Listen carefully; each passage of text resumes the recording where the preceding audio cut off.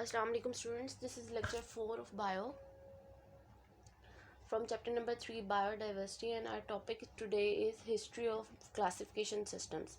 Today we will learn about different scientists who contributed in the classification system and presented different systems of classification, and we will also discuss the modern classification system.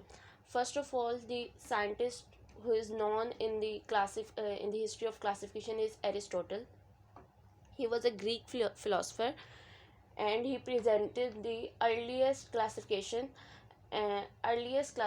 of any kind. He basically devised two groups, or he grouped all organisms known at that time into two groups named as Plantae and Animalia. So he provided the base of earliest classification system.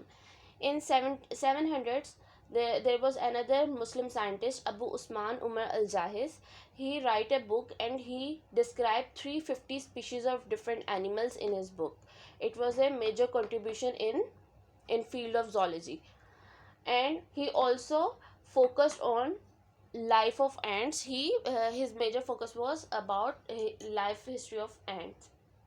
Third scientist was in 1172 Ibn Rushd.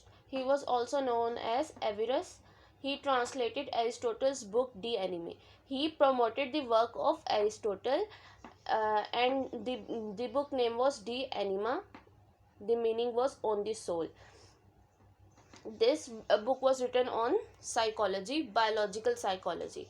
So Ibn Rushd translated the Aristotle's book De Anima into Arabic, and he promoted the work of Aristotle in Arabic countries. Fourth one is Andrea Cisalpino. He was an Italian botanist. As you have already studied about botanists are the scientists who study plants. So the major work of Andrea Cisalpino was on plants. He presented first classification of plants.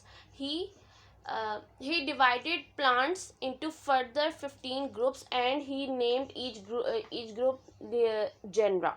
So he presented the first classification of plants. Next one is John Ray.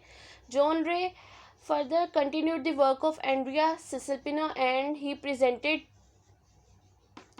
published different papers on plant classification. Next is Augustus Ravenus. He introduced the taxon of order. We have already studied these taxon, that is family, genus, species, order, in previous lecture. So Augustus Ravenus was the scientist who presented the taxon of order.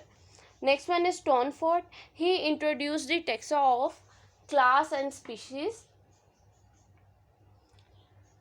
The last scientist that is mentioned in your book is Carolus Linnaeus. He did many contributions in classification system, and he provided the base of modern classification. He grouped species according to similar physical characters. Similar physical characters का मतलब है कि based on जो physical characters, ऐसे characters होते हैं जो कि आप इजीली नेकेड आई से ऑब्जर्व कर सकते हैं, like position of eyes, presence of limbs, forelimbs, number of forelimbs and hind limbs, and presence of wings. These are some examples of physical characters. तो कैरोलस लीनियस ने क्या किया था, इसने सेम फिजिकल कैरेक्टर्स जिनको थे, जिनकी या सिमिलर मिलते जुलते फिजिकल कैरेक्टर्स थे जिन ऑर्गेनिज्म में, उनको एक ही ग्रुप में प्लेस किया था. तो इसने इस तरह मॉडर्न क्लासिफिकेशन की बेस रखी थी. And he divided nature. यहाँ पे नेचर की बात हो रही है. अब नेचर में लिविंग और नॉन लिविंग दोनों पार्ट आ जाएंगे. So he divided nature into three kingdoms. उसने कहा था कि लिविंग और नॉन लिविंग जितने भी चीज़ें नेचर में प्रेजेंट हैं उनको हम 3 मेजर डिवीजन्स उनकी हम कर सकते हैं. First one is mineral, second is vegetable, and third is animal. अब वेजिटेबल और एनिमल, वेजिटेबल से यहाँ पे प्लांट्स हैं और एनिमल्स बाकी जो रिमेनिंग जितने भी ऑर्गेनिज्म हैं वो आ जाएंगे. तो वेजिटेबल और एनिमल ये तो सेम ग्रुप्स हो गए जो कि एरिस्टोटल ने प्रेजेंट किए थे. The difference is mineral. अब मिनरल क्या होते हैं, इसने कहा था कि जितने भी नॉन लिविंग मैटर है these are minerals. And what are minerals? You have already studied minerals in Social studies. Minerals are the substances formed under earth's crust in crystalline form. ये वो substances होते हैं, these are metals, non metals, जो कि अर्थ crust के अंदर present होती हैं. He also used 5 major ranks. अब जब हम कह रहे हैं कि इसने मॉडर्न क्लासिफिकेशन की बेस रखी थी, तो लास्ट लेक्चर में जो हमने नेमिंग पढ़ी है और क्लासिफिकेशन सिस्टम पढ़ा था डिफरेंट ऑर्गेनिजम्स का, पी प्लांट और ह्यूमन का हमने पढ़ा था, तो उसमें कैरोलस लीनियस ने उसका स्टार्ट किया था. और इसने जो 5 रैंक्स यूज़ किए थे वो ये थे: क्लास, ऑर्डर, जीनस, स्पीशीज़ और वैरायटी. उसके बाद डिफरेंट साइंटिस्ट ने इसी को मॉडिफाई किया और मॉडर्न जो है हमारे पास टेक्सोनॉमी उसकी बेस बनी. Last one is he presented scientific naming system of different species. अब इसने क्या किया था, इसने हम बाइनोमियल नोमेनक्लेचर को आगे भी पढ़ेंगे डिटेल में. इसने इसकी बेस रखी थी और ये सिस्टम आज तक एज इट इज़ फॉलो किया जाता है. अब just like for example human, the scientific name of human is Homo sapiens. So ये जो प्रोसेस है नेमिंग का किसी भी स्पीशी को, वो किसने प्रेजेंट किया था? Carolus Linnaeus. तो कैरोलस लीनियस ने बहुत से मेजर कॉन्ट्रीब्यूशंस की थी in classification system. Now we will discuss 2 major classification systems and then we will talk about modern classification system. First of all, the first and oldest classification system known to scientists is two kingdom classification system. It is the same system presented by Aristotle, and he gave 2 kingdoms. He organized all living organisms into 2 kingdoms, that is Plantae and Animalia. And what were their characters? Plants, they were known as autotrophs. What are autotrophs? Autotrophs are those organisms that prepare their own food from simple inorganic compounds. Inorganic compounds वो compounds होते हैं जिनमें carbon और hydrogen के compounds present नहीं होते हैं. सो autotrophs ऐसे प्लांट्स होते हैं, ऐसे ऑर्गेनिज्म होते हैं जो अपना फूड खुद प्रिपेयर करते हैं. और प्लांट्स में हमें पता है plants prepare their own food through a process called photosynthesis. So ऐसे ऑर्गेनिज्म जिनमें फोटोसिंथेसिस होती है उनको ऑटोट्रॉफ्स कहते हैं. और all autotrophs are majorly all plants are autotrophs. अब animals क्या होते हैं? Animals, they cannot prepare their own food. Such organisms that cannot prepare their own food, they are called heterotrophs. So आपके पास 2 definitions आ गई, autotrophs and heterotrophs. Autotrophs अपना food खुद prepare करते हैं, जबकि heterotrophs अपना फूड खुद प्रिपेयर नहीं करते. So these are the major characters of plants and animals. अब इस सिस्टम में बैक्टीरिया, फंजाई एंड एल्गी, इनको स्टिल किंगडम प्लांटी में रखा गया कि इनको प्लांट से ये they resemble more to plants than animals. अब इस क्लासिफिकेशन सिस्टम के ड्रॉबैक्स क्या थे? ड्रॉबैक्स फेलियर को कहते हैं, जिसकी वजह से ये फर्दर या मॉडर्न क्लासिफिकेशन में ये सिस्टम फॉलो नहीं किया गया. इसके ड्रॉबैक्स में ये था कि इसने unicellular organisms like Euglena is one of the example of such organisms. अब इस तरह से ऑर्गेनिजम्स के लिए कोई सेपरेट किंगडम नहीं था. अब ये Euglena, why it is different from plants and animals, वो हम देखते हैं. Euglena is such A organism that has dual nature. Dual nature कहते हैं कि इसमें प्लांट लाइक कैरेक्टर्स भी हैं और एनिमल लाइक कैरेक्टर्स भी हैं. How it resembles to plants, it has chlorophyll.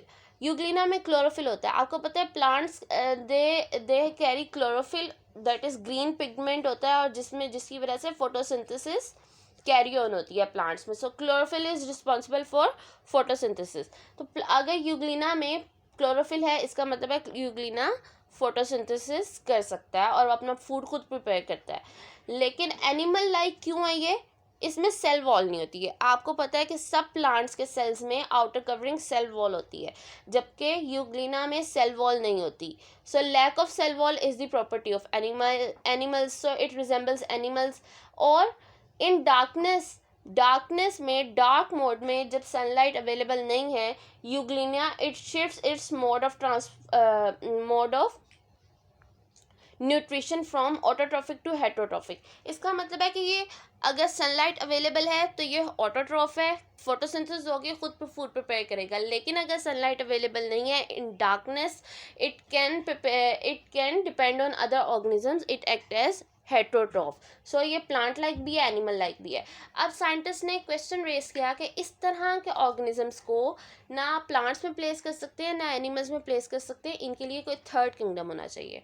अब सेकंड ड्रॉबैक क्या था इस सिस्टम का कि प्रोकैरियोट्स और यूकैरियोट्स, इनको डिफाइन नहीं किया गया था। What are prokaryotes and eukaryotes, आप फर्स्ट चैप्टर में ये टर्म्स पढ़ चुके हैं।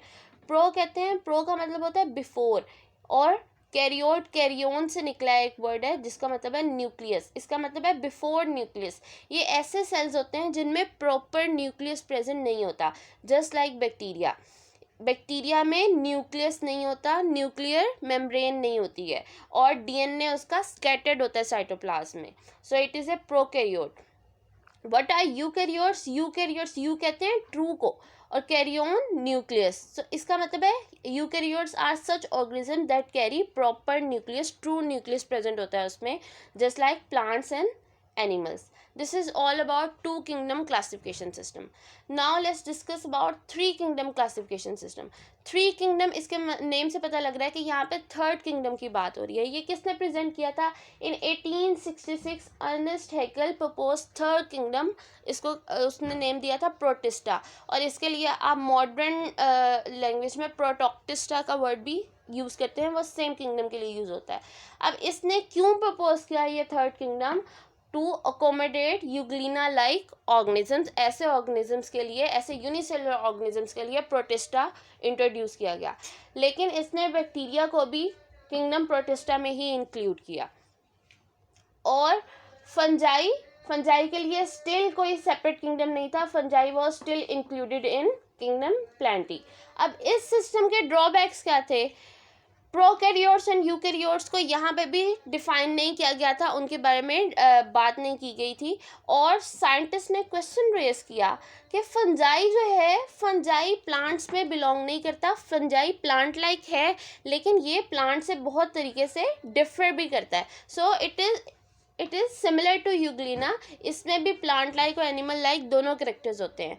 How fungi differs from plants, ये आपको शॉर्ट क्वेश्चन भी आ सकता है। Why fungi is different from plants, or why fungi is not placed in plants or animal groups. So fungi differs from plants by its mode of nutrition. अब इसका mode of nutrition क्या है? It is not an autotroph. plants की property होती है कि वो autotroph है, food खुद prepare करते हैं, but fungi cannot prepare its food. It is not an autotroph. It is a heterotroph. Heterotroph भी, it is a different kind of heterotroph. It's mode of nutrition is absorption. Absorption का मतलब है कि हम example ले लेते हैं, fungi अगर किसी सरफेस पे ग्रो कर रही है, फॉर एग्जांपल ब्रेड पे, तो फंजाई क्या करती है, एंजाइम ब्रेड की सरफेस पे सिक्रीट करती है, और ब्रेड जो है वो डीकम्पोज हो जाती है, ब्रेक डाउन हो जाएगी इनटू इट्स कंपोनेंट्स, और वो डीकम्पोज्ड कंपोनेंट्स जो होते हैं वो फंजाई वो कंपोनेंट्स एब्जॉर्ब कर लेती है। इस तरह से ये हेटरोट्रॉफिक है। जबकि बाकी एनिमल्स में आप ह्यूमंस की एग्जांपल ले लें, हम क्या करते हैं, we have a mouth, proper mouth, हमारा प्रॉपर डाइजेस्टिव सिस्टम है, हम इनटेक करते हैं, और हमारी जो डाइजेशन होती है वो स्टमक के अंदर होती है, उसको हम इस प्रोसेस को इंजेक्शन कहते हैं।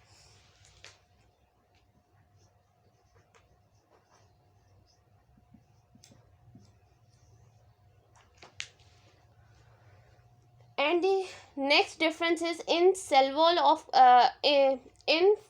fungi there is a compound present chitin, एक कंपाउंड प्रेजेंट होता है दैट इज काइटिन, जबकि प्लांट्स की सेल वॉल में सेलुलोज प्रेजेंट होता है। तो सेल वॉल की कंपोजिशन भी फंजाई की प्लांट से डिफरेंट होती है।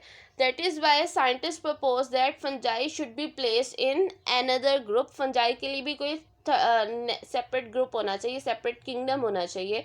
So this is all about three kingdom classification. Now let's talk about modern classification system, that is 5 kingdom classification system. इससे पहले Eaton एक साइंटिस्ट थे 1937 में, he suggested the terms prokaryotic and eukaryotic. ये all terms हैं। अब हम इसकी स्पेलिंग्स हम डिफरेंट तरीके से करते हैं। अब के यूज़ करते हैं हम प्रोकैरियोटिक एंड यूकैरियोटिक के लिए, लेकिन ये इनिशियल टर्म्स थी जो ई चैटर ने सजेस्ट की थी। प्रोकैरियोटिक बैक्टीरिया के लिए before nucleus and eukaryotic plants and animals के लिए with true nucleus. Then Robert Whittaker proposed 5 kingdoms based on, अब जो 5 किंगडम क्लासिफिकेशन है वो प्रेजेंट किसने किया था? रॉबर्ट विटेकर ने। अब उसने क्या किस बेस पे प्रेजेंट किया था कि हम कैसे एनिमल्स को, डिफरेंट ऑर्गेनिजम्स को क्लासीफाई करेंगे? 2 बेसिस थी। Cellular organisation, that is either they are prokaryotic, unicellular eukaryotic और मल्टीसेलुलर यूकैरियोटिक। प्रोकैरियोटिक में बैक्टीरिया की एग्जांपल आ जाती है, यूनिसेलुलर यूकैरियोटिक में हमने यूग्लिना की एग्जांपल पढ़ी है, and multicellular eukaryotic means plants and animals.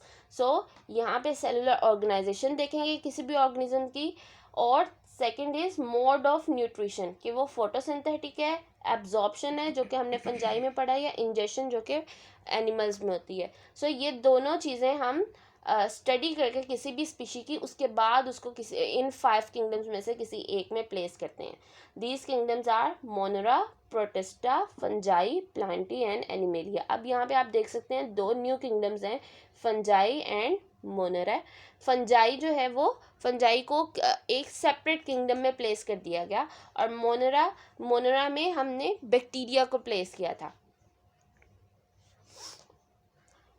और प्रोटिस्टा में unicellular, simple unicellular organisms. In 1988 अब 2 साइंटिस्ट हैं, मार्गलिस एंड श्वार्ट्ज,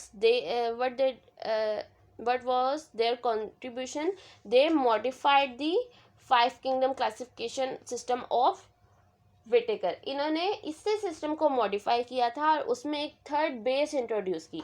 उन्होंने क्या कहा था कि सेलुलर ऑर्गेनाइजेशन और मोड ऑफ न्यूट्रिशन के साथ साथ किसी स्पीशी की जीन्स भी स्टडी करें, उसकी जेनेटिक्स स्टडी करें, डीएनए स्टडी करें कि उसका डीएनए किस स्पीशी से कितना रिजेंबल करता है। तो इन 3 बेसिस पे आप किसी स्पीशी को किसी किंगडम में प्लेस करेंगे। सो इन्होंने मॉडर्न जो आज क्लासिफिकेशन सिस्टम हम फॉलो करते हैं वो मार्गलिस और श्वार्ट्ज ने जो मॉडिफाई किया था 1988 में, वो आज तक फॉलो किया जाता है। So this is all about today's lecture. In next lecture we will discuss in detail about these 5 kingdoms and their properties. Your classwork is your homework.